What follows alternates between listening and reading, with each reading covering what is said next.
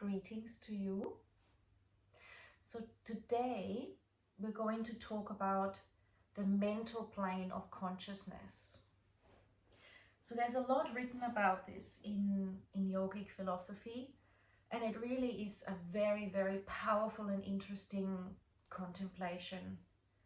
And in our yoga class, we're going to do some specific meditations where we get to observe the mental field of consciousness, which is so powerful because that means you can play within that realm. You can use it to your capacity in a beneficial way, and it doesn't drag you down into places where you don't really want to be or where you know it is no longer helpful.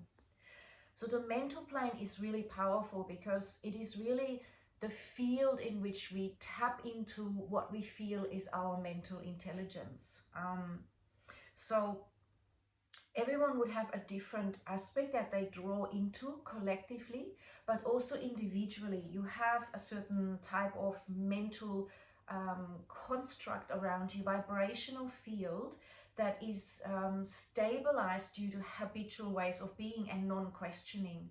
So what we will be doing in this class and also in workshops and retreats, because this is going to go much deeper, and in meditation on Zoom and beyond that, because it is really an endless interwoven process. Although, may I say, for you, it could be the ultimate realization. Everyone's different, and if you're ripe and ready, it could be your ultimate release and realization. And at the same time, it is a journey for most of us, and it is actually beautiful to discover, like a gift that you're eternally unwrapping, what is really beyond this and how we have been navigating and how we have been able to learn and grow from this. So mental habits can be released that used to serve us, that don't serve us anymore. So this is beyond the chakras, but the consciousness of the chakras supports that. So our groundedness supports it. Our breath style, our openness in the heart supports our capacity to go beyond the mental body. So we're not just going beyond duality of right and wrong, which is another aspect which is very interlinked, but we're also going to actually observe through a meditative practice, which is why meditation is so important, how the mental body affects us and how we can navigate it. So as always, what we will do is in class and in sessions, private sessions or retreats or whatever, however you encounter my teaching, so to speak, we are going to stabilize first. The more we're stabilized, calm and relaxed by being in the body, in the now, the more it becomes very, very easy to recognize that we are the observer and we are actually like an architect or a designer, that once we come into the heart and into overall observation state, we can recognize that those thoughts, or in the previous session, those emotions have their purpose and have their root cause and their experience and gift. But if we don't attach and we rewire that in terms of, in this case, our mental body, we can completely change the way we look at things. And I'm going to be using some of my overwoven or interwoven NLP and hypnosis with the yogic and with the quantum healing that we are aware of, to actually look and pull out certain thoughts and patterns through a guided meditation, where you find out which ones help you to feel alive and are actually nurturing you and pulling those out as a highlight, which ones have maybe served you in the past but currently they're no longer serving you, they're contracting you, they're making your life limited, they're making you go around in circles that are not functioning for you anymore, and recognizing where those are and how to pull them out and actually look at them is powerful. It's like you're doing a body detox, which I highly recommend as well. It goes all with the yogic lifestyle. I do them very often, sometimes weekly, sometimes a big one monthly. And there's different ways of detoxing the body as well. There's herbal and homeopathic and fasting and all that sort of thing. And there's mental detox as well, of course. And then nowadays there's also, social media detox, which is actually really relevant and super important, because that is also affecting our mental body extremely. It's literally programming you. You're relaxing. Often if you do it to relax, it's even more dangerous, because when we're relaxed and zoning out, we are very suggestive to hypnotic suggestions, and this stuff is just running and we can't even keep up. And the more it's running, either super relaxed and trancy, or so fast that we can't perceive it, and that's another form of trance, the information just goes in, and once it's in your unconscious mind, if we don't know how to get it out, it will run your program. You don't even know why you're feeling so insecure, and it's just because you've watched too much Instagram of profiles which unconsciously make you compare and feel not good enough and create a new standard, rather than just being true to yourself. That's it in a nutshell. And of course, then there's the drug effect as well, which is the the dopamine hit that is so calculated and engineered for you to get after each one, and how we need more and more, and we don't even realize it, and we become more and more addicted unless we literally walk away realizing that the wellness we get by just sitting in meditation and with our truth as the observer as well, and the heart and the intelligence pulsing through us of the divinity, we don't know how to transcend that addictive pattern of the mind. It's really just a mind response, and this will then trickle through your whole body and affect you to make you think you're feeling good, but actually nothing's happened. You've just been sitting at something and doing nothing, which is how we can use the mind. When we talk about the mental plane, it is so powerful. It's easily changed. It's very neuroplastic, which means you can change it negatively but also positively, right? So this is really important, and to realize that it means we can use it for our thriving. So instead of feeling victimized and worried about how we are being affected, we can actually use it with awareness to benefit us, to help us to thrive, which is the most beautiful word for that. You'll be able to self-regulate. You'll be able to step back, and instead of going into the adrenaline rush and that dopamine addiction, which is fake really, you are starting to get nourished by which is how I started my sort of long paragraph, realizing the nurturing of nature and stillness is deeper, holistic, and includes body, mind, and spiritual dimension. Whereas, does this other stuff include your spiritual or body dimension? No. You're not exercising, you're not connected with your body, you're not feeling a spiritual expansion. You feel a contraction when we're trapped in mental restriction through either the internet or our own patterns or upbringing, or, you know, wherever we have basically implanted it into our program and existence.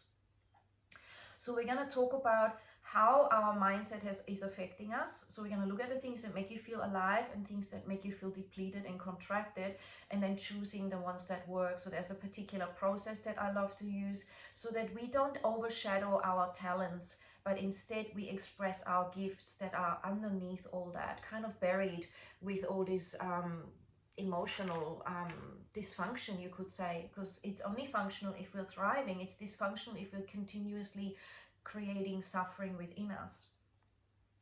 So there are many aspects of the mental body. There is a neutral mind, a positive mind, and a negative mind. So, you know, the positive mind, you could be, you know, it doesn't matter what labels we have, but one of them basically is a projective mind, and that's where you take chances and you see yourself doing things. And then there's also a protective mind in yogic terms, and that's more about safety, longing to belong as a part of our decision making. And there are meditations that go with that, beautiful meditative practices and yogic kriyas and postures to help us let that energy flow and become really conscious of how we're using our mind.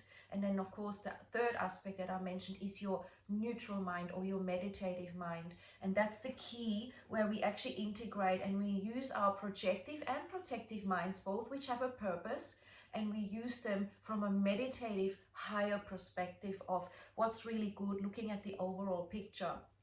So instead of feeling small and stressed and getting all caught up in our emotions of I want to belong and be protected, or I want to go out and take risks and project myself out there and have an identity and get this and that done, the balance is in the meditative practice, including you know, the whole aspect. We're not in denial of anything. So it is absolutely amazing. And this is how life will become more smooth rather than up and down. It becomes more of a smooth experience of waves naturally, because life is movement and we also enjoy that. But you can even come to a place of enjoying the ride completely. A sense of fearlessness and trust comes out from that. And yeah, so again, I will be looking at that and how we create unwellness within us, or illness, or dis-ease, you know, the lack of ease.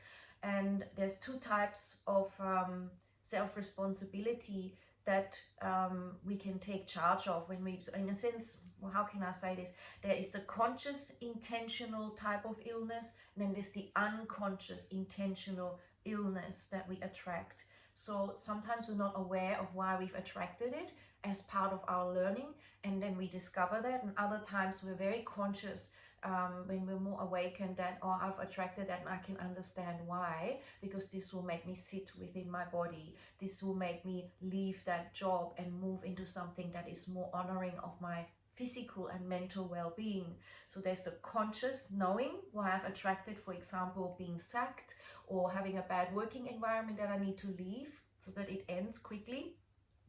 And then there's the unconscious intentional, which is where you've intended it but you're not conscious of that. And again, this is how we work with that mind, those aspects of the mind and the mental plane of consciousness, which is another energy field. So we also will cleanse things from there, because we're very powerful at cleansing and directing our mind. And I will, you know, teach that as much as I can within all the sessions. And this is just a particular focus this week, which is my last week officially teaching in Adelaide before I you know, move over to Melbourne part-time. I'll be here part-time in there, so classes will be more probably fortnightly with retreats and also online contact. And also I'm going to be connecting the community, which is so beautiful, through some dinners and through catch-up. So there's lots of beautiful things coming along. And so I want you to just enjoy that, be earthed in the body. It's got this divine intelligence. It's communicating always. And let's free up those patterns that make us feel small, less than, restricted, and jump into our true full blossoming step by step and enjoying the journey. So I hope you enjoyed that. And again, being in a class is of course very different. We will do the nostril, the alternate nostrils too, and we'll do a meditation which takes us beyond our identity, so we become the observer. We will work the pituitary and pineal gland. We will ground and harmonize, you know, the energy of through the breath, the chakra flow through the breathing practice, which harmonizes your chakras and opens you up. We will align our spine and our nervous system. It's just a very smooth kind of flowing experience, which is why I love this so much. So enjoy your self-care. It's the most important thing. That's how you benefit the rest of the world. That's how you attract what you really want. Your own self-love, which is the most important thing. So we don't have to externalize that. And then truly being able to share from an open heart. What could be more powerful, and leading by example and connecting more with our community and people that are ready to take that step as well and be self-sufficient, self-reliant, self-navigating, sovereign. There's no more blame. Everything was chosen and we are learning from it and being grounded in that, rising like the lotus from the mud, or like the seeds that are planted and now we're sprinkling all the sun and all the water on top, or we're already grown into a big tree and just adjusting the blossoming and the strength of the trunk of the tree. As an well, it's not an anecdote, it's more like an example of it, you could say. So enjoy this moment and enjoy deep breathing, connecting with your truth, which is all that matters. Only listen and take on what resonates. And I look forward to serving you, sharing my journey with you, and enjoying life in this new evolved pattern of Mother Earth and all of us ascending, metaphorically speaking, but also vibrationally. It is happening. Look after your vibration and enjoy. Thank you for being here and being you.